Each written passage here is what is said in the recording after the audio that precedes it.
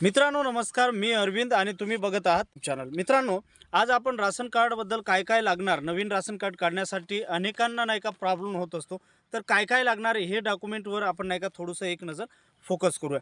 मित्रांनो, सगळ्यात पहिले तुम्हाला नाही का ओळखपत्र म्हणजे तुमचं ID प्रूफ लागणार, जसे की आधार कार्ड, त्यानंतर मतदान कार्ड, त्यानंतर पॅन कार्ड. या तिघातून एक जर असेल तिन्हीमधून तर एक तुम्हाला जोडावं लागेल. त्यानंतर तुम्हाला रहिवासी पुरावा लागेल, जसे वीज बिल, जसे तुम्हाला पाणी बिल आणि जसे तुम्हाला घर भाडे पावती म्हणजे घर टॅक्स. या तिन्हीमधून एक तुम्हाला जोडायचं आहे. त्यानंतर तुम्हाला कुटुंब माहिती, जर सर्व सदस्यांचं तुम्हाला आधार कार्ड लागणार आहे, तर सर्व सदस्यांचं तुम्हाला नाही का आधार कार्ड जोडायचं आहे. आणि उत्पन्नाचा दाखला हे अनिवार्य आहे. जर तुमचं वार्षिक उत्पन्न काय आहे हे दाखला तुम्हाला नवीन राशन कार्डसाठी जोडायचा आहे.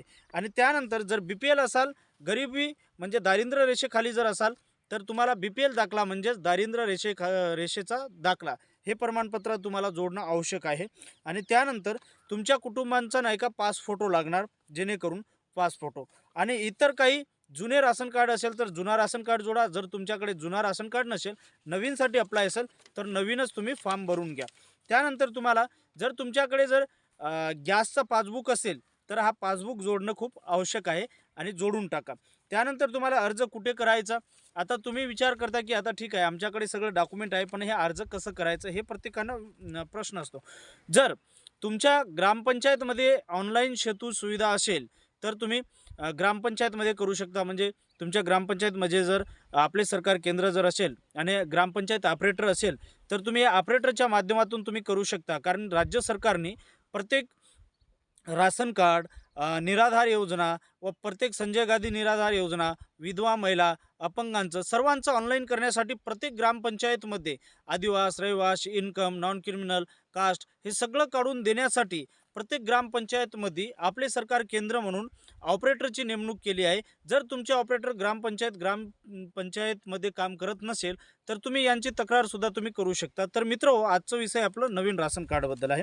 तर ग्रामपंचायतमध्ये करू शकता. जर ग्रामपंचायतमध्ये जर होत नसेल, तर तुम्ही तहसील कार्यालयामध्ये जाऊन सुद्धा तुम्ही राशन विभागामध्ये सुद्धा तुम्ही करू शकता. जर इथे होत नसेल, तर ई ऑनलाईन सेवा म्हणजे इथे तुम्ही ऑनलाईन सेवा केंद्र येथे सुद्धा तुम्ही जाऊन करू शकता. त्यानंतर ऑनलाईन अर्ज. आता महाराष्ट्र राज्यातील कुठचाही रहिवासी असो, त्यांना नवीन राशन कार्डचा लाभ घेता येतो आणि त्यांना ऑनलाईन करता येतो. आणि फूड्स डिपार्टमेंट महाराष्ट्र या साईडवर जायचं आहे आणि तिथे जाऊन तुम्हाला राशन कार्डचं ऑनलाईन करून घ्यायचं आहे. तुमचा राशन कार्ड 15 ते 30 दिवसामध्ये तुमचा राशन कार्ड ऑनलाईन झाल्यानंतर तुम्हाला 15 ते 30 दिवसानंतर तुमचा राशन कार्ड तुम्हाला मिळत असतो.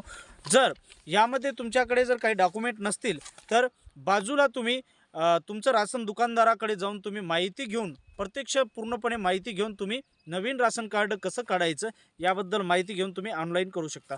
व्हिडिओ जर तुम्हाला आवडला असेल तर व्हिडिओला लाईक करा, सबस्क्राईब करा आणि शेअर करा. नमस्कार.